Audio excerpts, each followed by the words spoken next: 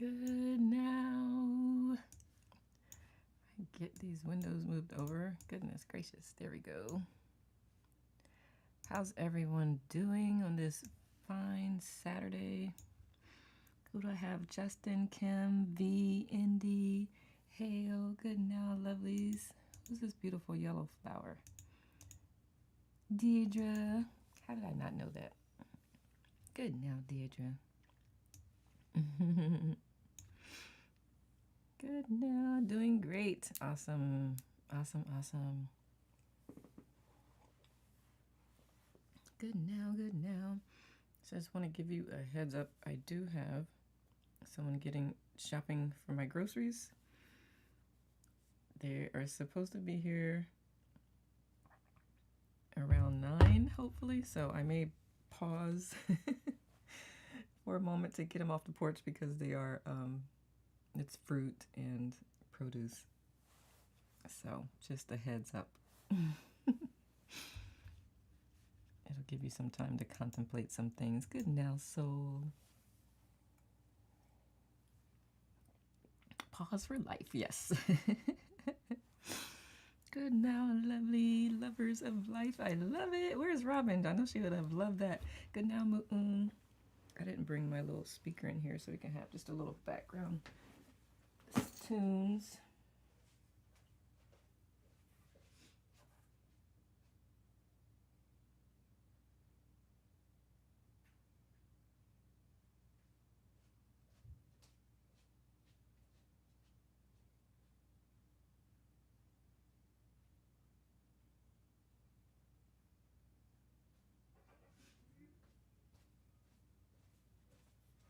I was in the other room from last night dancing. Who else has popped in since I stepped away? Karen Q, good now. Donna, good now. You need your background too. That's funny. Maybe tunes as well. You know what? I actually didn't catch that. You're still soaring from the retreat. I'm so glad. I'm so glad. Good now, Natalia. Yeah, we need to get Rhonda on here talking about it. Good now, Lisa. Lori, good now, love. Good now. Tell me how to say your name. Aljoka? I know I'm destroying that. Please help me not do that. Good now, friends. Lisa, good now, love. Silly American me.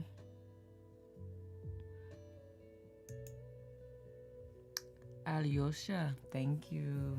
Thank you, thank you. What the hell?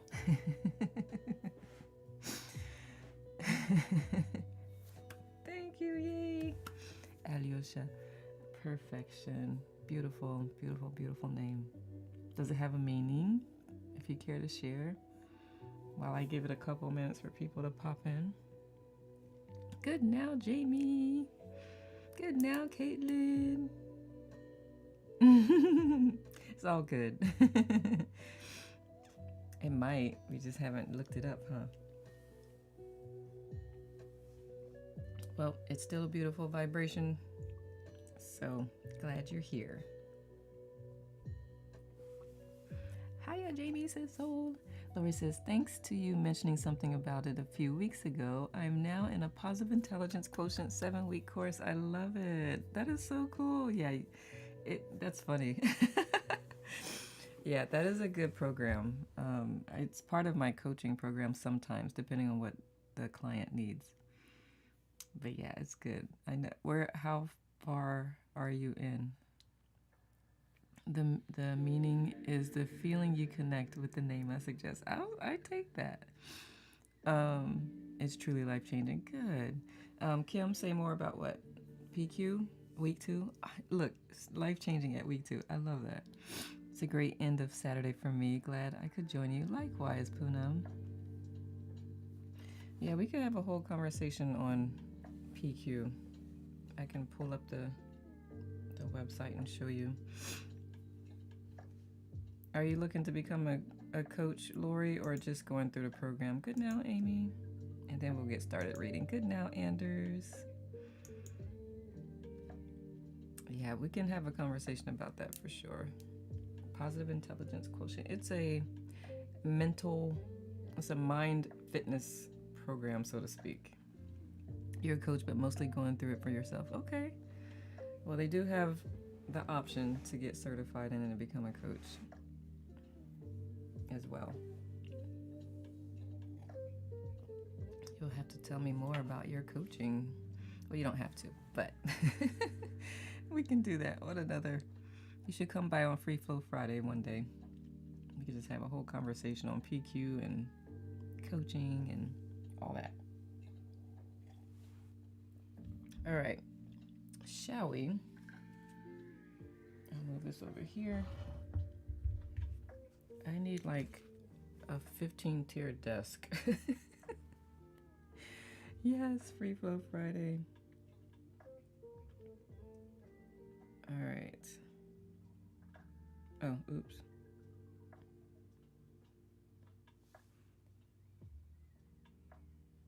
Okay. I was sharing earlier when we first started that I had submitted a grocery order, because why go get it myself? And so I'm just checking every now and then. Should be delivered around next 20 something minutes. So, 4 is a heart. Yep, heart. Good now, Yadida. Free Flow Fridays, Lori. I don't know what time zone you're in, but they're 6:30 Eastern AM, 6:30 a.m. Eastern on every Friday. So if that time is too crazy for you, we can find another time to have a conversation. You're in Central? Okay. It might be a little early, I don't know, but I'm sure we can make something happen nonetheless. Good now, John. I'm gonna go ahead and get this party started. Welcome, everyone. We are reading The Seed of the Soul. Did I do that right? Yeah. The Seed of the Soul. Oh, thank you, Lori. Awakening the Wisdom Within. So this book, it may, the goal for me, why I'm reading it, is to just kind of jiggle some things around in our minds. Let it challenge some of our current paradigms. What's beautiful about challenging your current paradigm, and paradigm is just how you believe in things. The beauty in challenging that is you get to find out is what you're subscribed to, something that was brought in from childhood and you just never really thought about it, or you can say, hey, I do still feel this way. So I feel like that's what this book kind of does in it, and it just invites you to just take a look at a different viewpoint of things, and maybe you change, maybe you don't. That's definitely part of your journey. I have no say so. Good now, Jess. I am not the boss of you. Good now, April. But I do love to shake things up a bit, wake some thoughts up and some beliefs up. And of course, if we find anything where that's like really challenging, we may even do some energy clearing. It just depends on what comes out. All right, have I said good now to everyone that I see? If I hadn't said good now to you yet, feel free to say something in the chat so I can greet you. Good now, Michelle. I'm gonna take another sip of, I drink hot water. I love hot water. I don't need anything in it.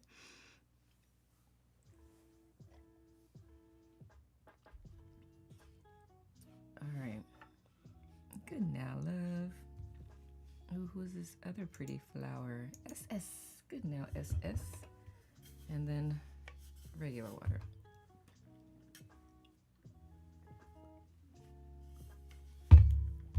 Sorry. Okay. Is the music too loud, or are we good with it? Can you hear me well over it? Good now, Catherine. That puppy. That puppy. If you can hear me good, or hear me well, which is the white? Who's a grammar nerd more than me? Music volume is perfect. Okay, good. Yes, it could go down. I know there's. Oop, that is the minimum. You know what? I'll put it on the floor. How's that? Is that better? You hear me well? Awesome. Good now, Daphne. Thank you, thank you. Of course, of course. The most important thing is that you hear the reading well. All right, shall we? We are on chapter 4, which is heart. Grammar is fire. Okay. Thank you. Sometimes I'm like, is that word? I'll have to say like the sentence in 2 different ways just to confirm with myself. My voice is crystal clear. Excellent. Word dorks unite. Yes. It's a good vibe and groovy riff. All good. I love it. Perfect, perfect. My vibe is swell. Good. All right. Chapter 4 is heart. We've gone through chapters 1 through 3, and I am happy to report also that I remembered, thanks you to Natalia, to put the study guide questions for chapter 4 is already in the guide, so you can grab those. You can even read them while we're going through them together at the end of this chapter. I'm going to say good now to Sonia. Did I miss anyone? Because we're about to hop in. If I've missed you, just say hi, and I'll say hi back. All right, chapter 4, heart. Good now, Jess. Thank you. Okay, the logics that have served our 5-sensory exploration of physical reality cannot comprehend evolution without time or the influence of the present upon the past. For those who are just now joining, the very first chapter, he explains what 5-sensory human is and what the multisensory human is. So after we go through this, or even while I'm going through this, if you want to go back and check, if you have the book on hand, just so this will make more sense. If you've missed anyone, I just wanted to put this out there. This is on my Tube channel. All the chapters, it's being recorded. So if you've missed any chapter, feel free to go back and take a quick listen. You can put it in 2.0 speed if you like. Okay. They cannot meaningfully represent the existence of the soul or a dynamic of energy balancing that generates and links many lifetimes. They reflect on experiential points of reference beyond those of the 5-sensory personality. Therefore, the time has come for a higher order of logic and understanding. The logics and understandings of the 5-sensory personality originate in the mind. They are products of the intellect. The higher order of logic and understanding that is capable of meaningfully reflecting the soul comes from the heart. The creation of this higher order of logic and understanding, therefore, requires close attention to feelings. The central position of the heart in the higher order of logic and understanding of the multisensory human, and the sensitivity to emotional currents that is characteristic of multisensory humans, appear as extraneous to the 5-sensory personality because they do not serve the accumulation of external power. As we have come to seek and wield external power consciously, we have come to view feelings as unnecessary appendages, like tonsils, useless but capable of creating pain and dysfunction. Thus, the pursuit of external power has led to a repression of emotion. This is true of us as individuals and as a species. The irrelevancy that we attribute to feelings pervades our thinking and our values. We admire the hard-nosed businessman who fires employees for the sake of external power. We reward the military officer who sends himself or others to pain and death for the sake of external power. We honor the statesman who is not swayed by compassion. When we close the door to our feelings, we close the door to the vital currents that energize and activate our thoughts and actions. We cannot begin the process of understanding the effects of our emotions upon us, our environment, and other people, or the effects of the emotions of other people upon themselves, their environment, and us. Without an awareness of our emotions, we cannot associate the effects of anger, sadness, grief, and joy within ourselves or others with their causes. We cannot distinguish between that part of us which is personality and that part of us which is soul. Without an awareness of our feelings, we cannot experience compassion. How can we share the sufferings and the joys of others if we cannot experience our own. If we are not intimate with our emotions, we cannot perceive the dynamics that lie behind emotions, the way that these dynamics work, and the ends that they serve. Emotions are currents of energy that pass through us. Awareness of these currents is the first step in learning how our experiences come into being and why. Emotions reflect intentions. Therefore, awareness of emotions leads to awareness of intentions.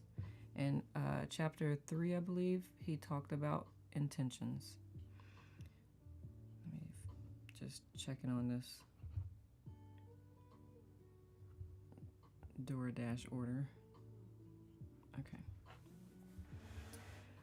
Every discrepancy between a conscious intention and the emotions that accompany it points directly to a splintered aspect of the self that requires healing.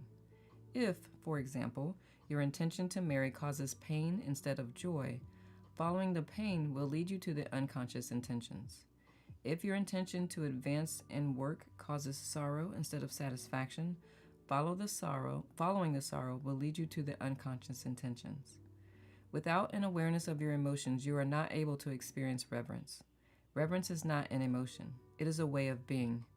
But the path to reverence is through the heart, and only an awareness of your feelings can open your heart. The higher order of logic and understanding of a multisensory personality reveals connections where no connections are apparent to the five-sensory personality, and meaning where no meaning is apparent to the five-sensory personality. A five-sensory personality is not able to process fully the data of its senses. Its perception of reality is segmented. Its experience of the universe is partitioned. The five-sensory personality can learn that internal dynamics affect perception and formulate this as a folklore or cliche, such as smile and the world smiles with you. It can discover regularities within physical reality and formulate them as laws such as a body in uniform motion will remain in uniform motion until it is acted upon by a force.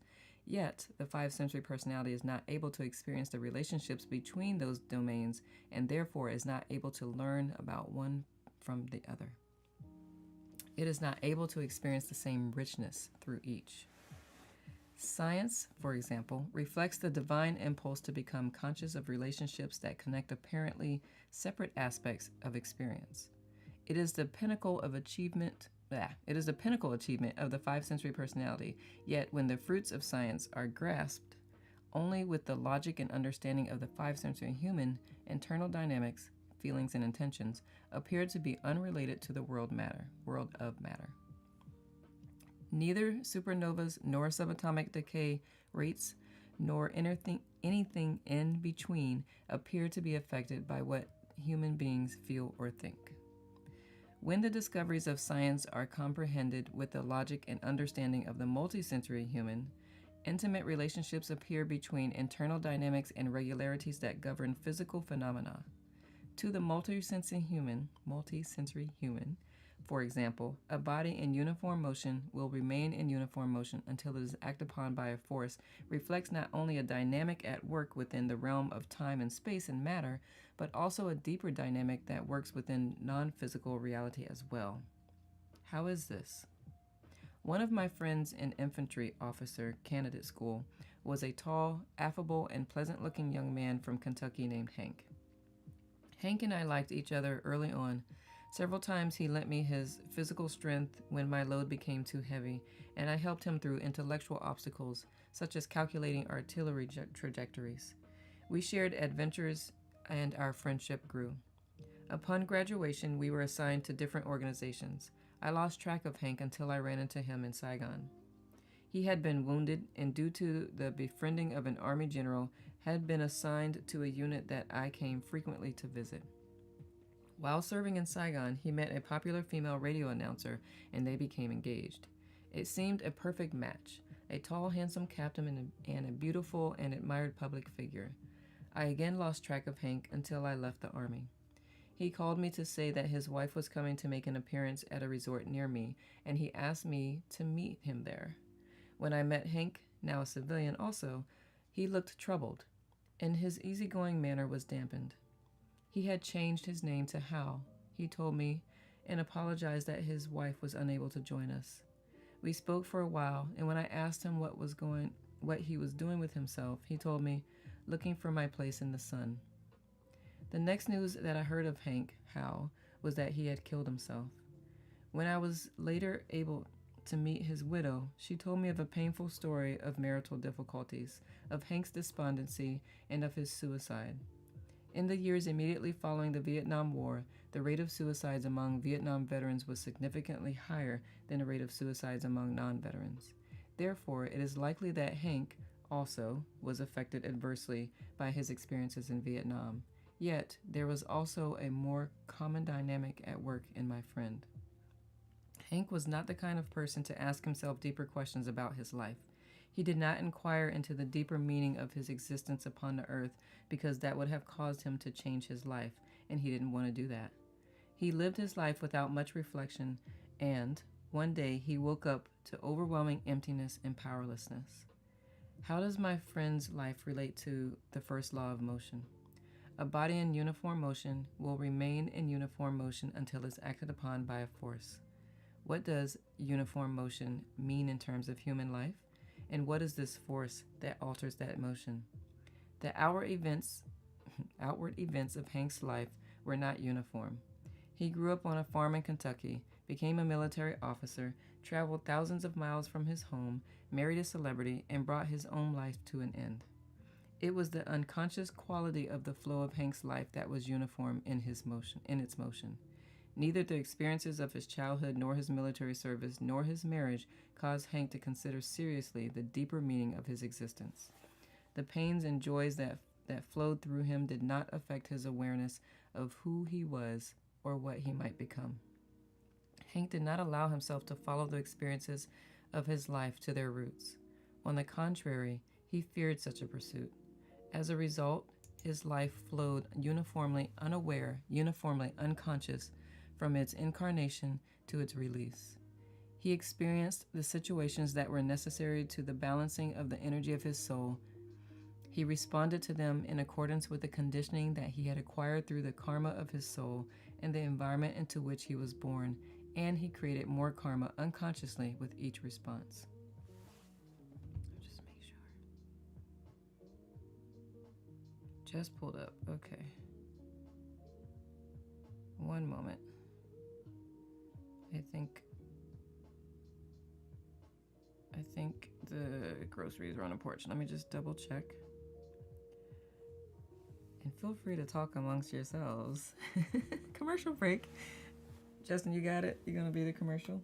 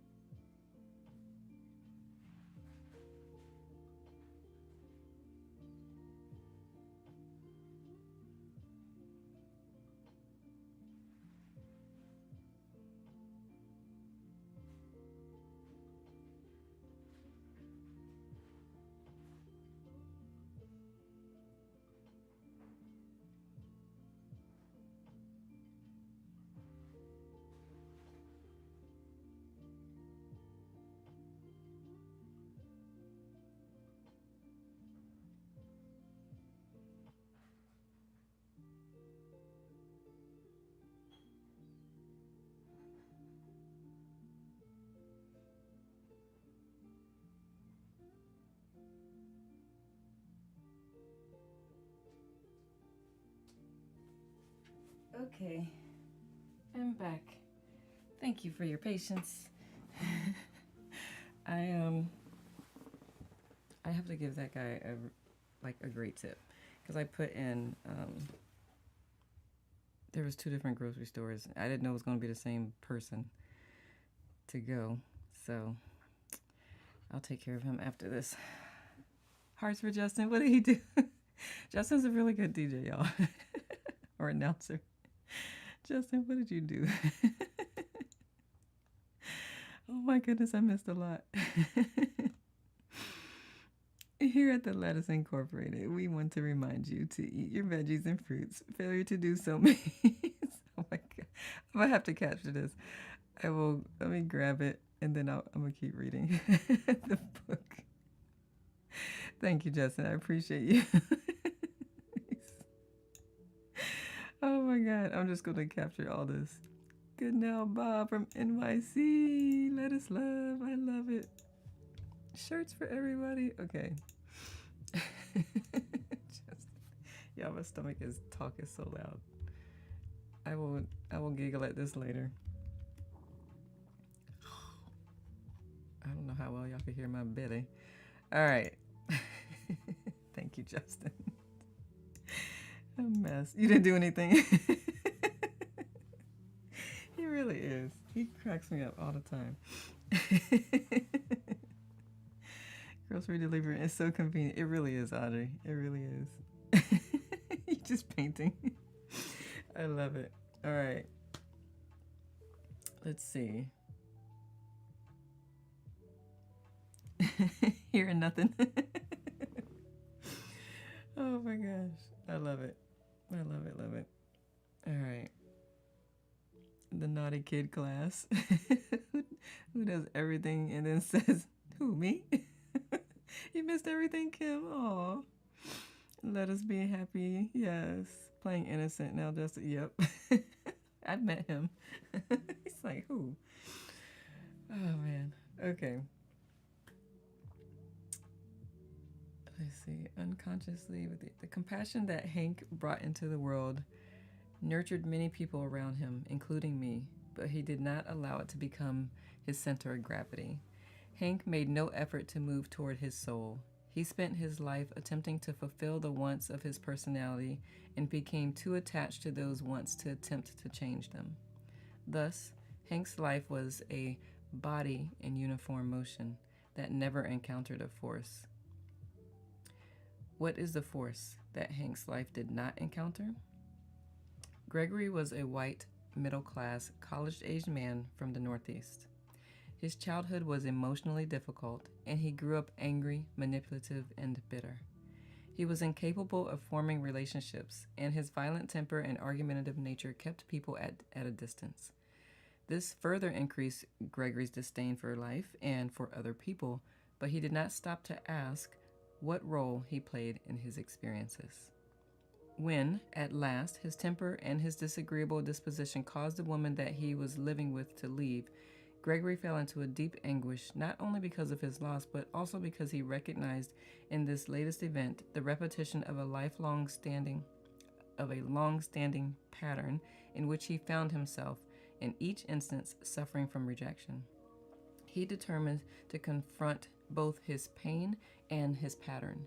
He made arrangements to live in solitude while he searched within himself for the deepest cause of his painful life. When he emerged, weeks later, both his perceptions and his values had changed. He began to soften, and slowly his old mannerisms dropped away. Over the following years, he developed a more sensitive way of being with people. His cynicism gave way to an emerging joy, his anger melted, and other people became central to his life. He is a productive person now, and he draws his strength from the contribution that he makes to his fellows. These changes did not come easily to Gregory. His transition from an angry, manipulative, disdainful person to a more caring and considerate person was a journey through pain that required much courage. Yet, by committing himself to that journey, he changed his life. From the point of view of Gregory's consciousness, the uniform flow of Gregory's life was altered significantly by his determination to confront his pain, and was altered further by his determination to cultivate his new perceptions. The force that altered the uniform motion of Gregory's life was his decision to enter into his life consciously. Without this decision, Gregory's life would have continued, as did Hank's, on the unconscious course that his karma and his responses to the situations that it generated would have created for him. I love how he said required much courage. So y'all know, if you've been hanging out with me for a minute, every time I'm innocent, I swear. Every time I end my session, I like to celebrate you for showing up for you. It's because of the courage that you are taking or displaying or choosing to embrace every time you show up, especially in my lives, because with the exception of Free Flow Friday, they might be fun. But I like to shake things up and just invite you to look within, and of course in a safe space, because it's not fun. Hank's life was tragic, and unfortunately it's not uncommon, but that's why we're all here, to help make that less of a common thing. So, is it appropriate to interpret the first law of motion? Is it appropriate to interpret the first law of motion, which depicts the idealized movement of a physical object, in this way? Is the first law of motion, when it is interpreted in this way, merely a metaphor that conveniently serves to describe a non-physical dynamic? It is more than that. It is, good now, CG. It is the reflection in physical reality, in the world of physical objects and phenomena, or a larger non-physical dynamic at work in non-physical domains. This is the physics of the soul. When science and its discoveries are understood with the higher order of logic and understanding of the multisensory human, they reveal the same richness that life itself displays everywhere and endlessly. I want to point out that life in this sentence is a capital L. And for anyone who's new here, we have a couple of teachers here, so I want to go ahead and point that out. Miss Kim, Miss CG, who else was in here that popped in? Caitlin, I see your bubble. So I just wanted to share, if y'all are not familiar, Natalia, I'm looking for bubbles. If y'all are not familiar with these wonderful teachers, please take a moment to hunt them down. Okay, not hunt them down. To search them out, seek them out, and just take a listen to their tracks or attend the lives if they're given them. Good. So I just wanted to pause there. Good now, Sherry. Did I say good now to everyone? Solomon, did I say good now to you? All right, shall we continue? The perception of the multisensory personality is not segmented. The multisensory human, for example, sees that the paradigms the paradigms which form the history of science also reveal a history of the way that our species has seen itself in relation to the universe. I think it speaks the world about this group that so many teachers hop on to learn. Oh, thank you, Kim. You're not gonna make me cry. I'm trying to read. Seriously, thank you. I receive. And definitely the group, for sure. Thank you. You know I have no issues. Thank you. I will cry in front of y'all. Y'all have evoked tears more than one time, and I am okay with it. I appreciate that. I appreciate it. Thank you, Natalia. Takes one to know one. There's a lot to learn here. It's amazing space. Thank you, Haley. Hail. What the hell? I appreciate y'all. My honor, my pleasure. Always. I keep saying Haley, and I know it's not Haley. Hail. All right.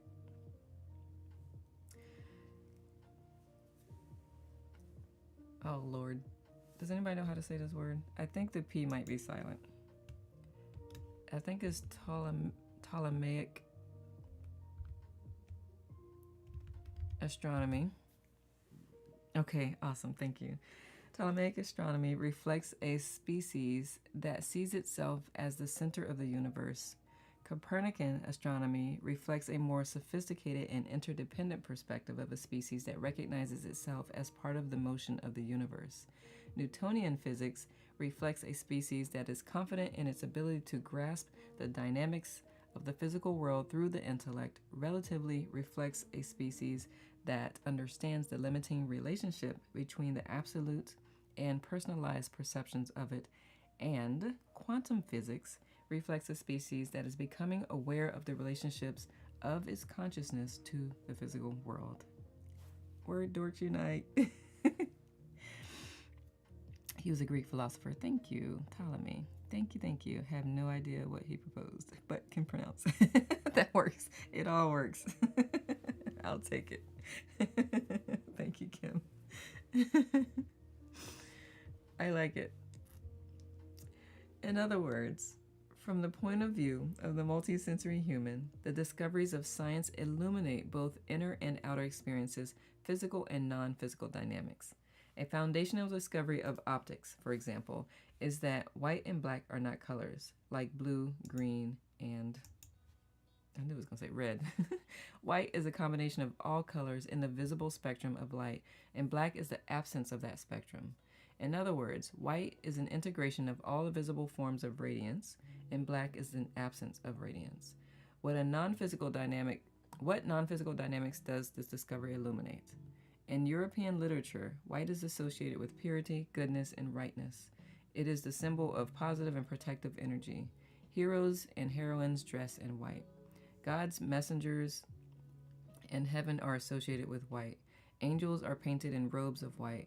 Black is associated with evil. Villains wear black. Black is the symbol of destruction. The day that catastrophe strikes is called a black day. Black represents despair, anger, and rage, which are absences of love, compassion, and forgiveness. A person who feels these things is said to be in a black mood. Dark ages are said to be a time when the light of reason was absent.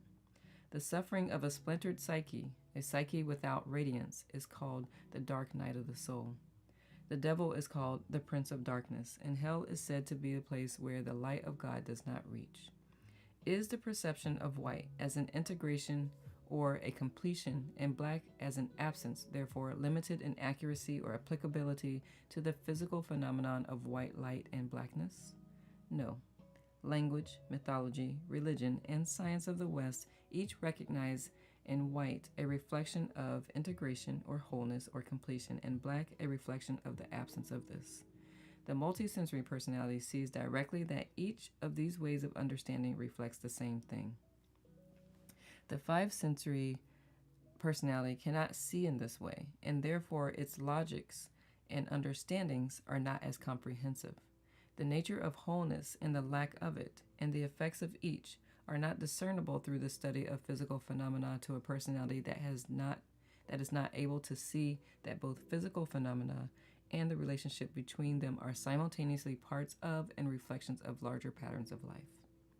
A personality that is not whole lives in a state of splinteredness, as represented by individual colors or a combination of them. A personality that is not splintered lives in a state of wholeness, as represented by white light. A personality that loses touch with its soul, that loses the source of its light, is a personality that has become capable of what we call evil, as represented by blackness. What we call evil is the absence of light, of love in all cases. When we speak poetically of light, we associate it with the purity, insight, and divine inspiration. As we shall see, this type of light is not merely poetical, it is real. Ponem says, I used to think white is absence of color. Yep. I don't remember when I learned that it was the combination of all colors, but yeah, it would seem like it, right? A soul can find it difficult to walk the way of light through the course of an incarnation. It can find that learning to live in light is a difficult sojourn. Through the choices that it makes while in its incarnate upon earth, the choice of anger instead of forgiveness, for example, or condemnation instead of understanding, a soul accumulates negative karma. As it leaves its body, it remains enveloped with the quality of light that it acquired through the choices that it made while it was upon earth. When that soul has to create another personality, it will have to create a personality that is drawn from this well. Therefore, it will create a personality of more limitations. A personality with limitations of consciousness will find what we call evil more attractive than will one with a more expanded awareness. The temptation to walk that way will be strong for such a personality. All souls are tempted, but an individual with limitations of consciousness will find it more attractive to walk into the magic field of fear because it would not recognize fear for what it is. It would accept it as something else, as something that is normal to life. How we understand evil, therefore, is very significant. Evil needs to be understood for what it is, the dynamic of the absence of light. It is not something that one should prepare to battle, to run from, or to outlaw. Understanding evil as the absence of light automatically requires that we reach for this thing called light. Conscious light is equal to divinity, to divine intelligence.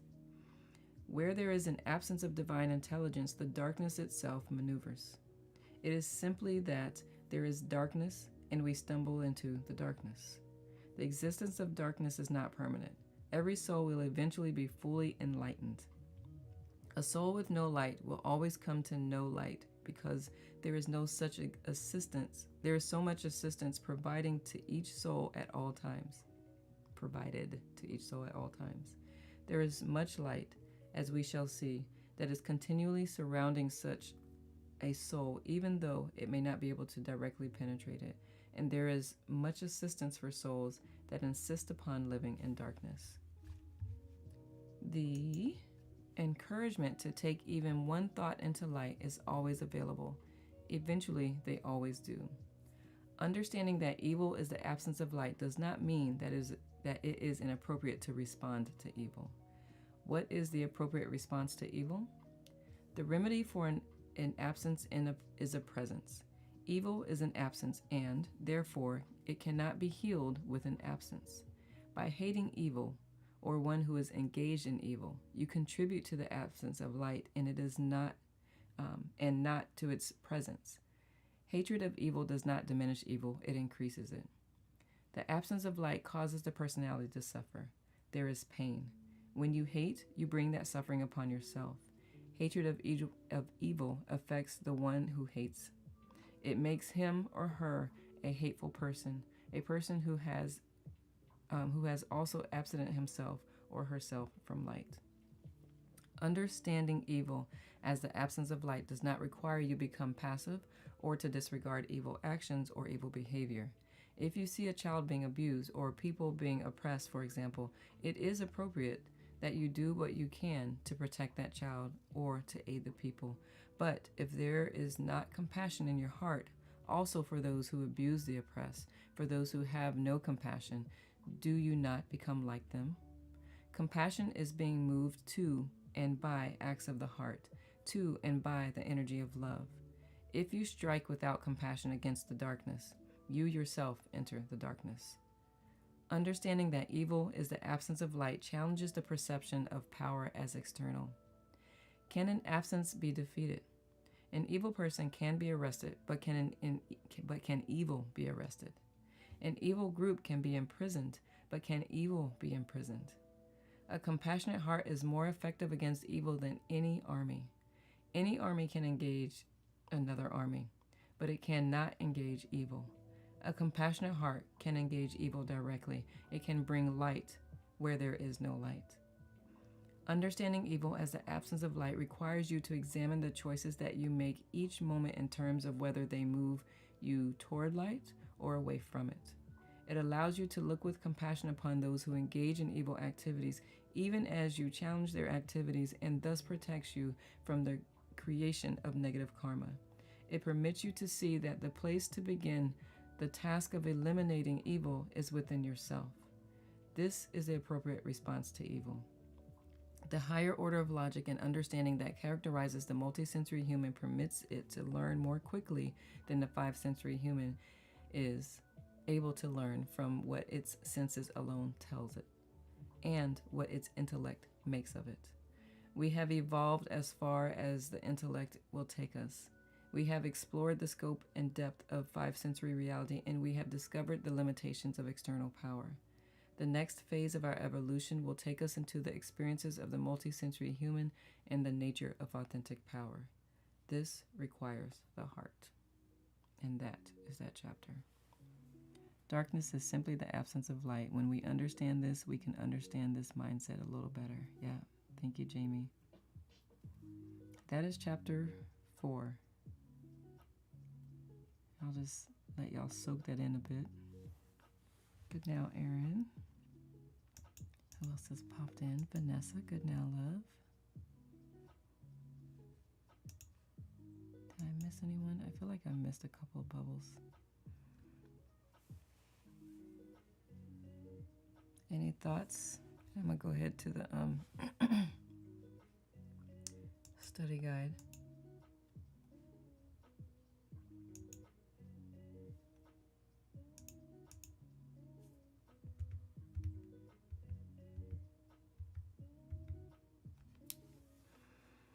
If you strike without compassion against the darkness, use yourself into the darkness. Hugely powerful to ponder. It is, right? I was thinking that because light is so powerful.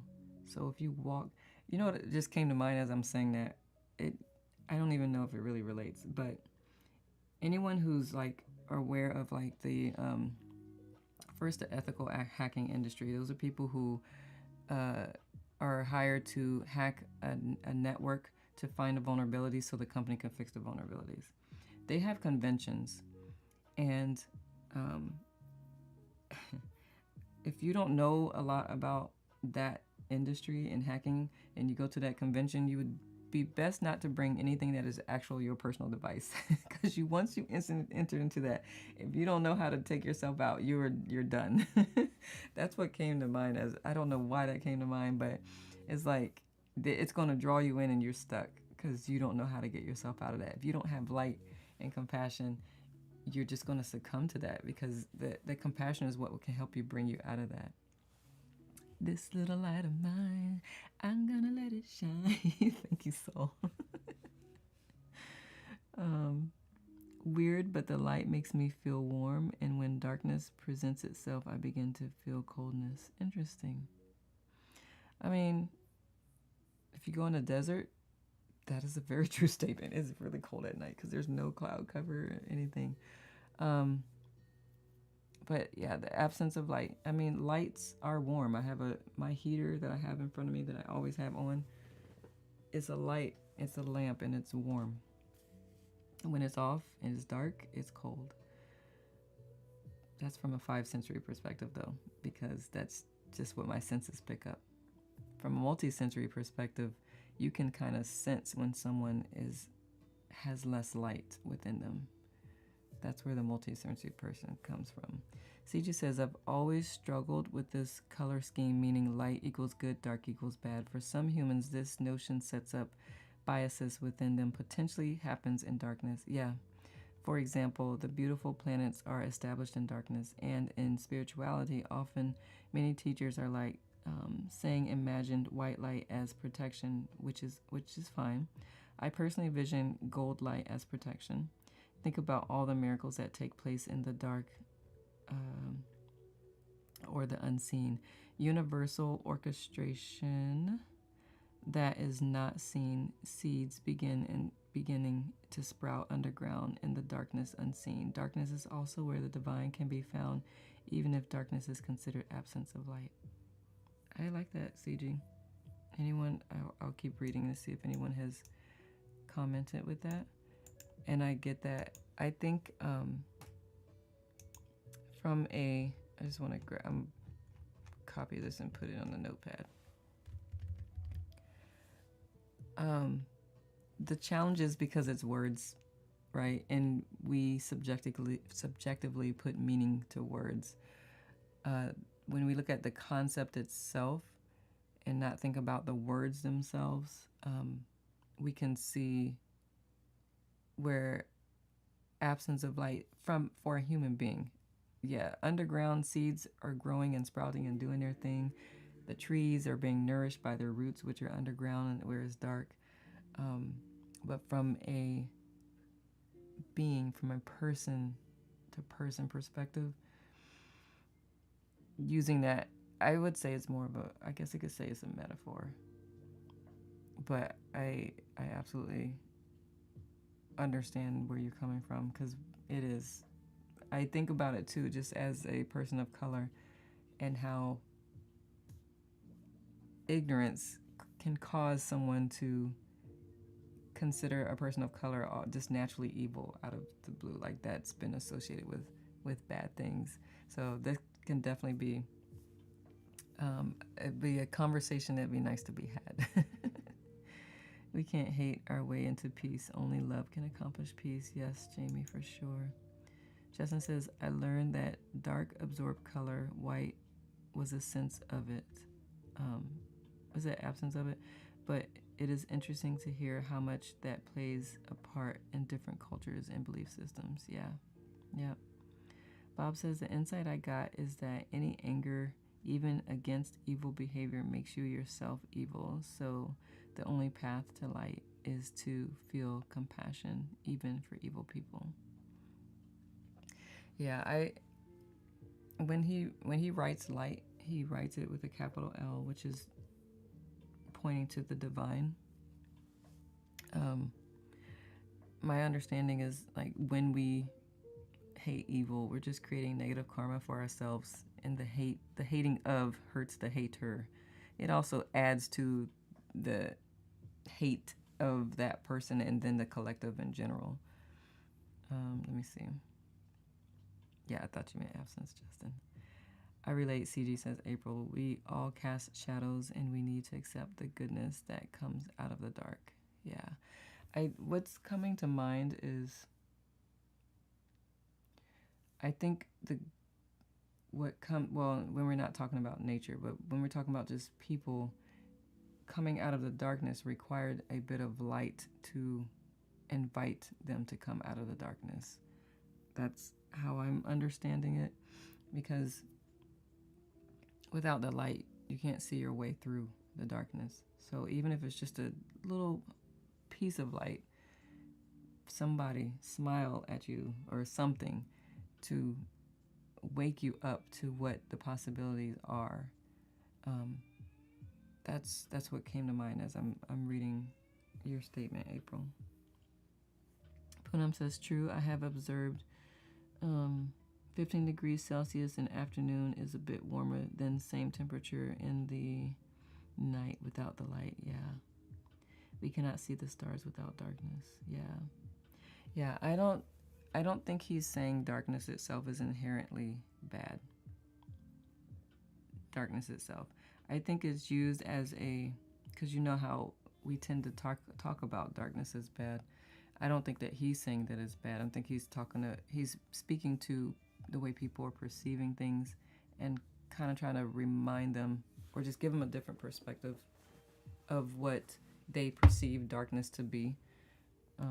That's my interpretation of that part as well.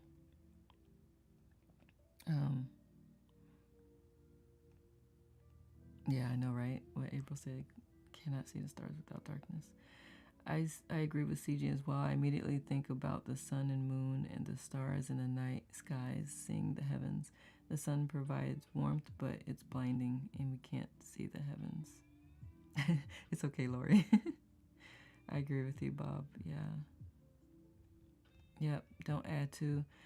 I'm one of my biggest things. This is why I say world peace through inner peace, right? When we are cultivating inner peace within ourselves, we are also, whatever we're cultivating within ourselves, we're affecting the collective consciousness. And you know how he talks about the thing that's constantly in motion? The government shows what the majority of our collective consciousness, where we are. And I'm not a fan of that. So I want to help change that, and the best way I can do that, cultivating inner peace within myself and inspiring, encouraging, motivating others to do the same, so that we can shift that underlying current, that what is actually in motion. Yep, both dark and light are necessary. Agreed. Since hateful people are suffering people, compassion is the only appropriate and wholeness response. Yes. When I read that in here, I remember when Sandy Hook happened, and this was before I even started my spiritual journey, really. I felt, of course, horrid for the parents, and I also felt bad for the ones that committed the act, because I'm like, I can't imagine what type of pain they're experiencing that they feel the only way they can get rid of it is to inflict pain on other people. So I felt bad for both sides, and I thought it was interesting to that. And I felt bad. I felt a sense of lost compassion for both sides. And so reading this, when I was reading the book, I was like, huh, that's interesting that I felt that. Yarita says, agree, CG. I was just pondering the duality used. It made me miss a bit for a moment, but then breathe to continue reading so I could focus in the compassion message. Yeah, but I confess it took me a moment to let it go. Yeah, same here, Yarita. The first time I read it, and even still reading it, I feel myself kind of heating up a bit. And that is also that's conditioning too, right? Which is, I said, this book will shake you.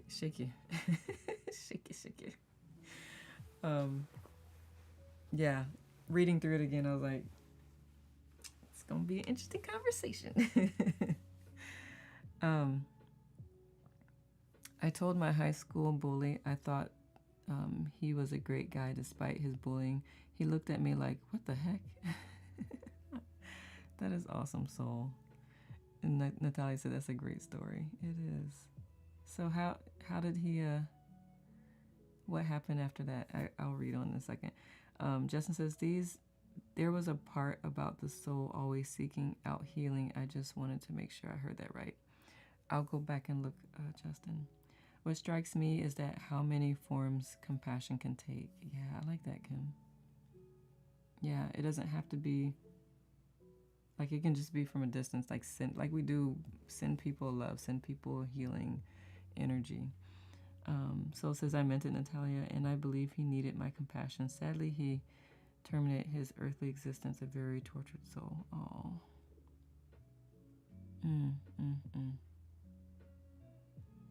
Well, I'm glad you were able to give him some light while he was here. So good now, Laura. Let me see, Justin. You said. Let me go back to chapter 4. No worries, I misspell all the time. I'm glad you showed him so much love. Yeah. Soul seeking healing. I don't know if that it's the soul seeking healing, but it's like it says that eventually all souls will come to wholeness. Basically, there's so much divine assistance to help that soul reach that. Whether that soul notices it or not, experiences it or not in the different lifetimes, at some point over the course of its existence, the soul will eventually get to a place of wholeness.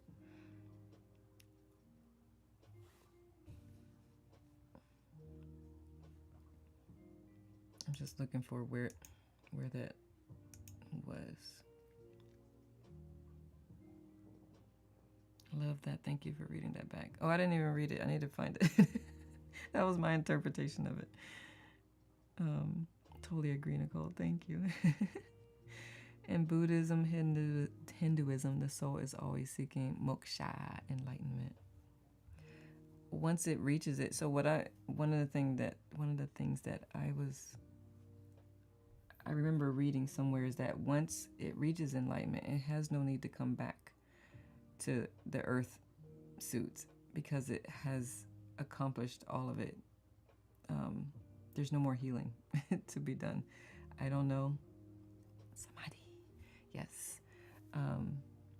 But CG says, but most humans do perceive things symbolically despite his concept not necessarily seeming literal and white. And while he has no control over the mental processing of his words by me or anyone else, I guess my argument is that something is wrong to me with the light equals good, bad equals dark concept. What if the color schemes were switched? Light equals bad, dark equals good. To me, the concept would still be a problem. What's another potential concept to use instead? Maybe just polarity? I agree, CG. It would be polarity. Yeah. Because of the state of our nation, using colors, I think makes it a bit harder, especially for 5th century. 5th century humans, because it's hard for them to really. It's hard to fathom outside of what you're sensing. Let me see. So our souls are still needing healing. Yes. Any experiences? Remember. Why does me saying remember? My mouth does not want to say. Remember how he said when Hank did not notice, like, the pain he was feeling, he did not trace that back to where the origin of that pain was. That is the splintered soul needing healing still. And so because he never did that, whenever his soul incarnates again, whatever light that was within him, that's the only light that will be coming back into the next incarnation.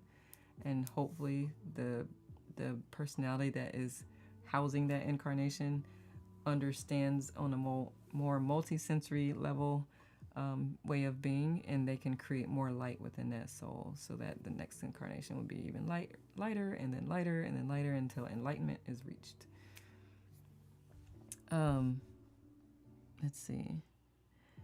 Jacqueline says, just joining, love what you spoke about, how we will get to our own healing. I can't wait to read the book. Awesome. Yeah. And this chapter was heart, and I don't remember. I feel like I told you, but just in case I didn't, for anyone who doesn't know, this is being recorded, so you can catch any replays of any of the chapters in discussion on the Tubular. I am Antara Mastery everywhere.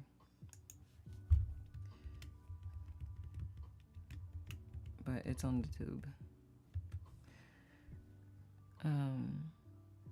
I love the darkness and stillness of nighttime. Me too. The energy of the day takes a rest, and I can see the unseen more clearly. It's a magical time for me. Yeah. I love when it's dark. 3 to 4 o'clock in the morning, well, between 3 and 5 are my favorite times of day. It's like the entire world is still. Birds don't even wake up until after 4, maybe 5. And it's just so quiet. So quiet. Love it, CG contrast. Agreed, Kim. Do you remember? Don't let me play that song. The ego cannot resist judgment without consciousness. Energy is not good or bad. Yes. Thank you, April. That part. And that's basically what he's saying, 5th century versus multi-sensory. 5th century personality doesn't understand the aspect of consciousness, and thus is purely ego-sensory based. Multi-sensory understands consciousness and the dynamics of how everything interacts and how everything affects everything, how everything is connected. That's beautiful, April. Thank you. Soul says, I do as well, Jamie. I walk in the woods in the dark, seemingly feeling safe in the darkness. It's interesting to reflect as I walk. I love that. I will not walk in the woods in the dark, though. I don't know what to do if any creature comes upon me. I'm not ready to get dead that way. But I have walked my neighborhood when it's dark, because I usually go walking about 4 something in the morning. What are the questions, inquiries for this chapter? Touche. Thank you for keeping me on point. Study guide.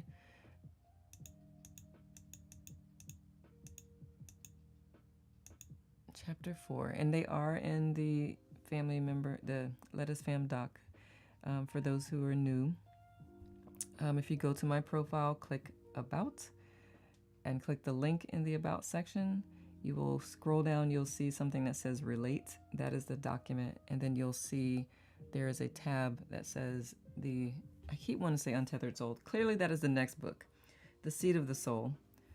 You'll see that tab, and you'll see each week. You'll see, I put my intent and goal have been to put the questions, the day before or morning of the day we read that chapter. So far, the 4th chapter is the only one I've been able to do that. But yes, chapters 1 through 4 study guide are in there. And I'll get to those in a moment, Jess. Haven't seen how 4 a.m. looks unless we have to leave for a trip. Understood. Jacqueline says, mine too. I stand outside at 4:30, go outside, drink my coffee, look at the stars. I love that. I go hug Pete, my tree. I run at 4. It's quiet, only animals roaming. Love it. I do see Mr. Fox sometimes. There's a couple of foxes actually in this neighborhood. I'm good with still being awake at 3 a.m., but waking up at that time makes me cringe. I can't do that. Still being awake at 3 a.m., my whole day is shot. Okay, keyword Justin, run. Laura says, I get up at 4, I stay in bed and try to go back to sleep. I like getting up when there's light. Understood. I love that. You're welcome, Jess. Okay. All right, so the questions, I will go through them. It's because it takes a lot of contemplation and thought. I do not expect to actually answer the questions. Good now, Belinda, on the call or on the whatever this is, the live. So that's why I post them in the Let Us Fam doc, because this is not something that you can just do right here. It's not just yes or no questions. These are questions, which is the intent of the book in general. These are questions to help you like really look within. So the first one. Questions. Becoming aware of your emotions and using them to create authentic power does not mean ceasing to use your intellect. Yeah, please do not act out of pure emotion. That would not help anybody. On the contrary, you use it more and more consciously, which means more and more in the service of the heart, in the service of love, instead of unconsciously in the service of fear. Didn't we have that conversation at the retreat? It's either love or fear. Okay, so the first question is, have you, you can walk. We can walk to hell. Let me see if I can share this screen.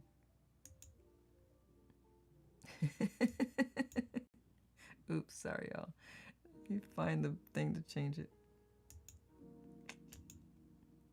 Oops, not notes. That's the notes I grabbed from y'all so I could remember it. All right, so you can read these with me. So, have you ever thought of your emotions as serving a purpose beyond fight or flight survival? Use emotion. What emotions do you encounter in yourself that you feel are based in fear? What emotions do you experience in yourself that you feel come from love? So that's the first question.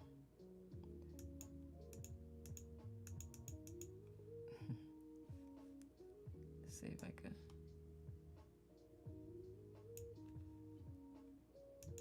Okay. What does the higher order of logic and understanding of the heart mean to you? Write down your thoughts so that you can refer to them later. That's number 2. There's something about the time of 3 a.m. and channeling and dreaming. I don't remember what the connection is or if it was explained or known. I kind of heard supposedly that's the hour that the divine really come and talk to you. I don't know that because I've awakened at that time and I'm like, I'm waiting to hear something. I don't hear anything. Some people channel at that time. I don't know. I can't speak to it intelligently. You like the screen sharing? Let's do that if you agree when you were reading the chapter. I thought about that and I keep forgetting to do that. Yes, I can do that next time, Poonam. All right. Number 3. Is it showing? I can't tell what y'all see. Have you ever considered, I feel like it's not. Let me see. There we go. Have you ever considered evil as an absence of love? What would this mean for you if it were true? Write about this and share from your heart with others who are open. Number 4, have you ever considered the idea that the place to begin eliminating evil in the world is within you? Write the ideas and insights that come to you as you ponder this idea. If it were true, in what ways would you eliminate evil in you? I remember at the beginning of this, I said, warning, this will shake up some things within, and it may not always be comfortable to hear. And if it's uncomfortable, I think that's a great pointer, so to speak, an indicator that there may be something to look at. And it may not necessarily mean that means something needs to be healed or fixed. It just may mean that your principles are like, yeah, that's not aligned with my belief or whatever. Like how CG brought it up. It's like, I appreciate but don't appreciate how he used white and black as a way to explain that concept. So, yeah. All right. Exercises.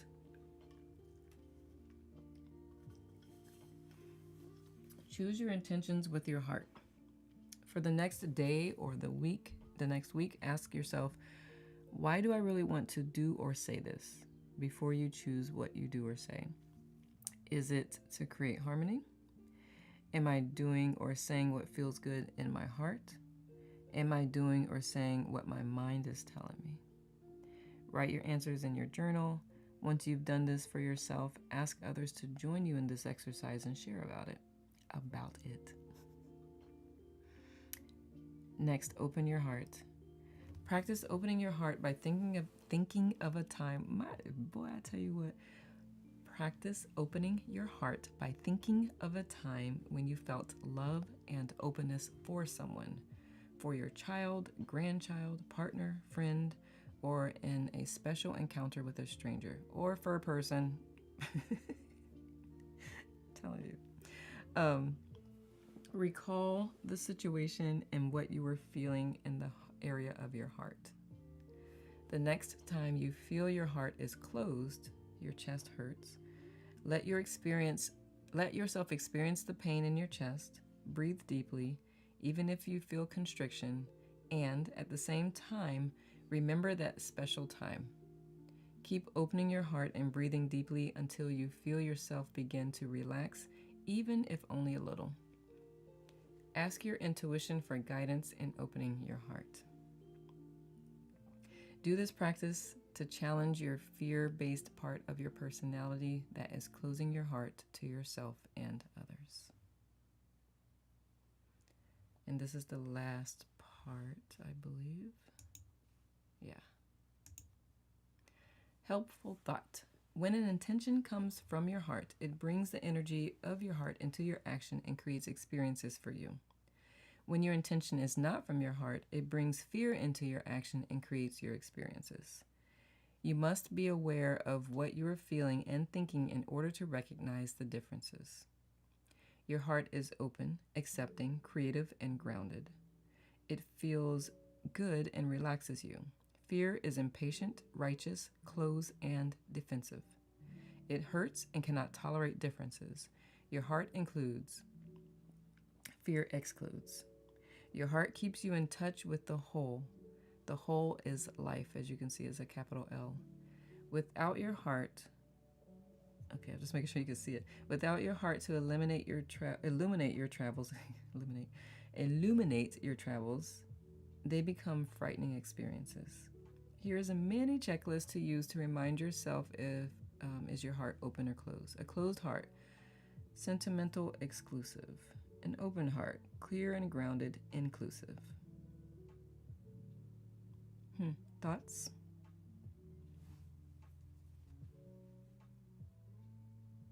I'm gonna have to look up what he means by that. Because we have always said sentimental is a good thing. This is just wonderful. I'm glad. Yeah, it'll shook you.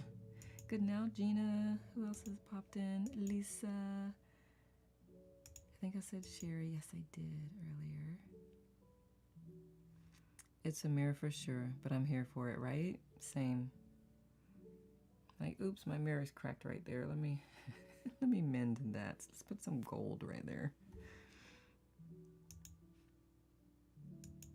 A couple of Lisas hanging out with us. Good now, Lisas.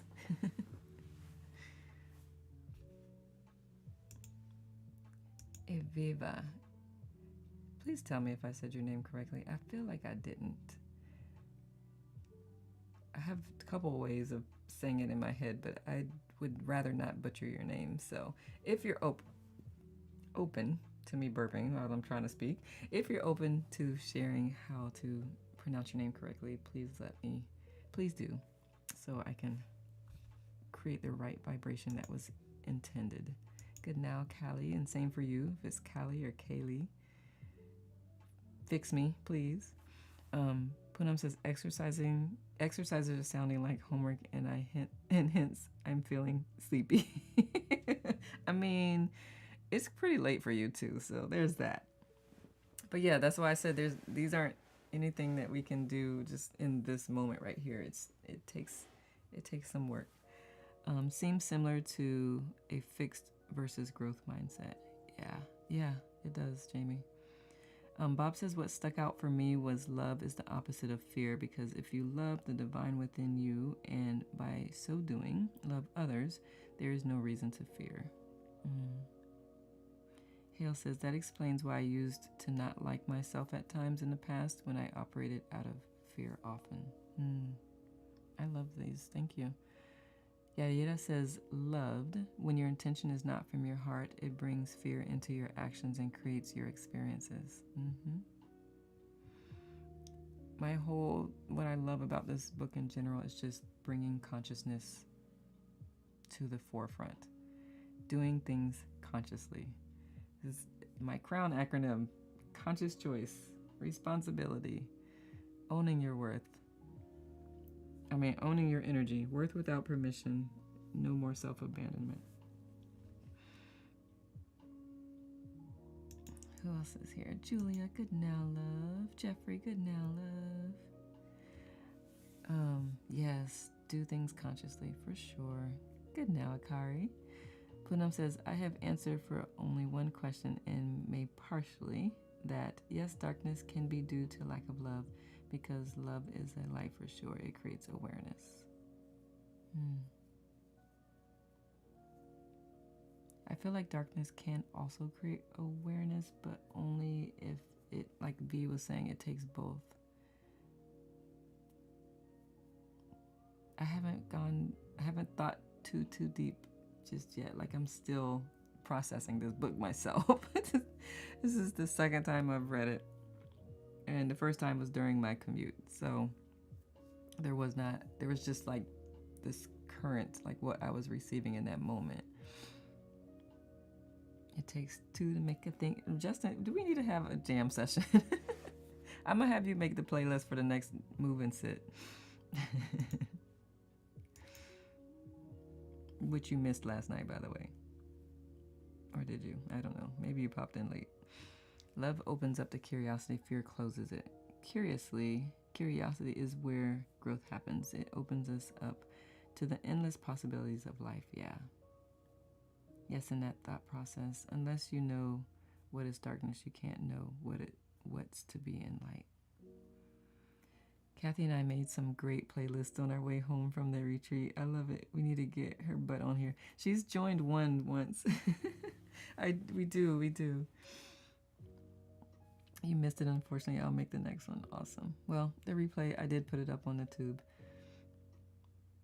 because there was no copyright claims. So Bob says we cannot appreciate an emotion without the awareness of the opposite emotion. So you do need the dark to fully appreciate the light. Yeah.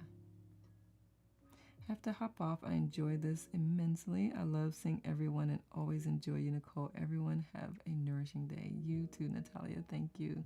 Get some rest. Who else has popped in? Any other thoughts before we close out this session?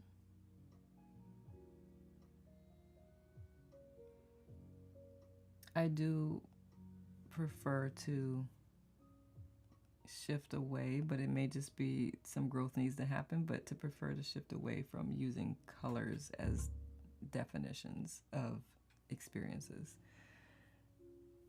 It feels like labeling to me, but I may just need to, work on myself some more. I don't know. I will see. We'll see in time where it goes. But as it stands right now, I'm not a fan. I can get the intent. I can understand like what is trying to be portrayed. I just feel like I wonder if there's another way to talk about it. Good now, Jello. However, technically, any way we talk about it, we're going to be labeling. So we'll see. You're welcome, Hale. You're so welcome. All right. Were there any, maybe think about types of energy versus color? Yeah. Either way, it's labels. Just, I guess, is which label are you most receptive of receiving and speaking to, I think. Because language requires that for us to just kind of comprehend even abstract, especially abstract things. Labels really, really help kind of grasp abstract concepts. So I think it's just a matter of wholesome and unwholesome. Yeah. And it's still labels. Like, how do you talk about it? Yeah, I just, evil, not evil is a label, black, white is a label. So how do you talk about a concept without giving it a label? Yin and yang. Yeah, the discussion for this book is very engaging. Yeah. I love these lives. Thank you for creating this space and deep discussions. This community is nourishing and it has some good questions to contemplate. You're so welcome, Jacqueline. Not a fan of either, says CG. I feel like more intentionality is okay. It's okay to check the intention on language and meanings. I too have to be more intentional. Yeah, for sure. But can we judge a rainbow? People can. I feel like they're beautiful, which to me is a judgment. But I hear you, soul. For like, gotta love being human. Where's Hale? How human of me. Another way of labeling good and bad is thinking of it as for me or not for me. Yeah, I say life-giving or life-taking is what I tend to lean towards. We'll love to know what comes up for you. Words can be so tricky, but can hold so much power, right, Yarita? Yeah. Nourishing and depleting, yep. Heart math uses, I should know this. I am a practitioner. It just fell out of my head. I think depleting was one of them. For the negative emotions, depleting was it. I can't remember what they said for the beneficial emotions. Beneficial is not the word, though. But yes, thank you, Kim. And because words are so personal, that can all be subjective. So however you explain it will resonate with some and not others. But what you get in your heart, good or bad, is subjective for everything, literally. Right. But I haven't even read your thing yet. Yes, exactly. But yes, understanding the intent, I think, is the biggest part of all of this. Good now, Angela. Just waking up. Good for you.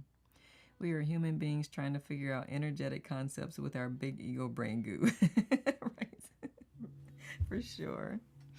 Gina says all languages labeling intention is the key. Yes, that is pretty much what I have walked myself to. Thank you. Well said, Kim, says Ginger. I love it. Your position may also change over time. Exactly. As you evolve. Yeah. Awareness and clarity versus lack of awareness. I like it. I'll take it. It's still, everything's subjective because, like, how do you define that? But we're not going to go down that hole. Intent and doing our best to express and express the intent behind the lesson is I think is one of the best ways to start, and leading with love. Kim, that right there, says Jamie.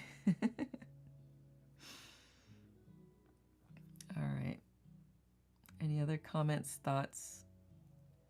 We're going down. We can't. It's so easy. It's so easy. Let's go down the rabbit hole. If we were just 5 sensory, there would be no rabbit hole. But the multi-sensory is like... Poonam says, there are so many schools of thoughts that everything and every opinion can be justifiable. It can. It really can. That's the beauty of our brains. We can justify all the things. I know. There is no good or bad. There are opposites, and there is a need at times for all emotions. I like it, Bob. Thank you. Yes. That's why we need AI. Oh my goodness. But if opinions come from D-bags, we can kick them off the island. Love, Kim. Love. I know. I know you are. I know. I know with me, often my perception is not the other person's intent. That's why I try to be transparent about the why behind my what. Understood. Compassionately give them food too. Like the saying goes, take what resonates and leave the rest. Exactly. We can't rely on real intelligence these days. That we have to believe what artificial intelligence says. Yes, okay.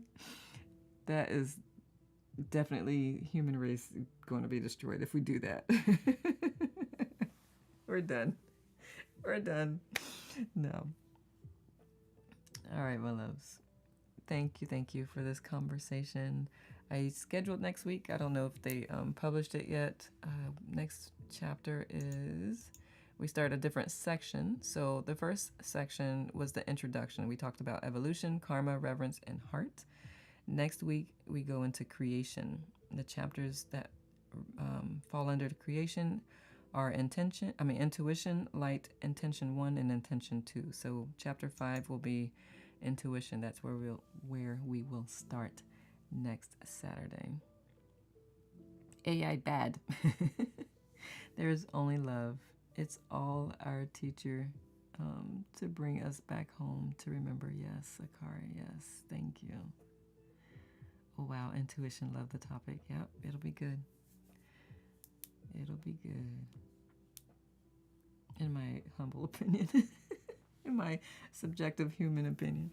Oh, my goodness. Anyway. All right, beloveds. Thank you. You know, this is why I celebrate you. These topics can be triggering. I was going to say, where are my balloons? Triggering. They could be activating. And so I celebrate you for being here, showing up, expressing how you're feeling, sharing your thoughts and your opinions, allowing us to all just engage in this conversation without bickering and just understanding the way people process things differently. And just, I appreciate that we can have an adult conversation and not get petty and bickering and stuff on things that are just, they're a huge part of life. It's 12 a.m. Good night. Good morning. Poonam. Get to sleep, woman. Kim says, sending you all such big love and gratitude for being on this journey of learning and community. Yes, you're so welcome. Did you hang your picture behind me? I did not. It's actually in the living room, Angela. Justin says, this live has been brought to you by Lettuce Incorporated. We thank you for joining and being part of the discussion. We hope you join us again. Also remember, the best way to process this part of the discussion is with veggies and fruit. We grown folk. Justin, I swear. I love this space. Thank you. You're so welcome, Hale. Hugs and love to all. Thank you. You're so welcome, Jacqueline. Puna says, oh gosh, I'm a night owl. Okay. Now you know why I haven't seen 4 a.m. yet. Understood. Touche. We grown folk. Alexa, sandwich. For sure, because I have not eaten. My fast was over at, I think, 7:55 my time, and it is now 10. My stomach has been growling. I don't know if y'all have heard it. Oh, it was over at 8:45. I don't know if y'all heard it the whole time, but my stomach is like... Are we going to eat or what? What are we going to do? You wish Alexa could make A bricky sandwich for you. That would be best. That would be amazing and scary at the same time. All right, my loves. I feel like, Jenny, did I say good now to you? I feel like I've seen your bubble and I don't think I've said good now. Like, I think I did in my head, but I don't think I said it out loud. So good now to you, Jenny. Good now, David, as well. Who else? Beth, good now. I can't remember if I said good now. But toasted everything bagel with chive, cream cheese, fresh tomatoes. Oh, man. What do I like? We're not doing this. I'm going to go eat. I can feel here. You went to a Thai restaurant in Warrenton that had a robot delivering the food. Crazy stuff. I remember you sharing that. Looks sparkly. Squirrels. All right. Thank you. I am celebrating you. Celebrating you. Don't ask. I think I'm delirious at this point. Lack of nutrients. Where's a Bart Simpson or some kind of cartoon? Okay. I realize that I am privileged to be able to say that, so I don't take that for granted either. Later, V. Oh, Poonam. Kim, what did Poonam say? Don't make me go for a midnight snack. No, don't do it. Don't do it. Unless it's celery. Later, Angela. For anyone who hopped in after we finished reading and everything, you can catch the replay on Tube. Anti Mastery is where you'll find me. And feel free to respond. As a matter of fact, there was someone responding to our other book. I need to finish replying to them. Bye, y'all. Let us incorporate it. We are not responsible for squirrels. Have a beautiful day, night, everyone. For sure. Later, Gators. I will see you around. I do have a live starting tomorrow afternoon, 4:44 p.m. Eastern, where I'm doing a Permission to Crown Yourself workshop again. And throughout the week, we'll just be incorporating those parts of that. So just want to put that out there in case you want to join. Much love and hugs to all. Thank you so much, Nicole, and everyone. You're so welcome. So may you all create the most amazing now moments until I see you next time. Make every moment count, because as you know, all we have is this now moment right here, right now. You too, Laura. Good day as well. Gracias de nada, Clara. Clara. Let's say Clara. De nada. Siempre. Con mucho gusto y amor. Nice to meet you. And love is something, is what I said, I think. All right, loves. I need to go eat. Jai Guru Dev. Big love. Peace. Gratitude. Hasta luego. Hasta pronto. Mañana. Posible. Okay. I'm done. Ciao, y'all. And if I could find my other window, I just had it and I lost it. Where is it? Okay, there we go. For anyone who joined on other platforms, thank you. I hope this was nourishing and hope to see you next week. Ciao for now.